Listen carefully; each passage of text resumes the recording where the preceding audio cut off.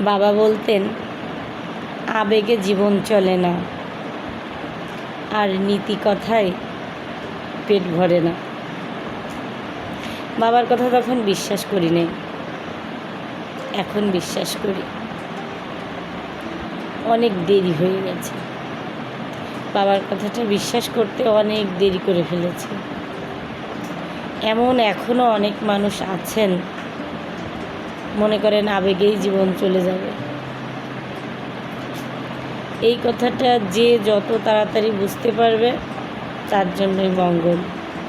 আবেগে জীবন চলবে না, নীতি কথায় পেট ভরবে না। কথাটি অতি বাস্তব এবং চিরন্তন সত্য কথা। এটা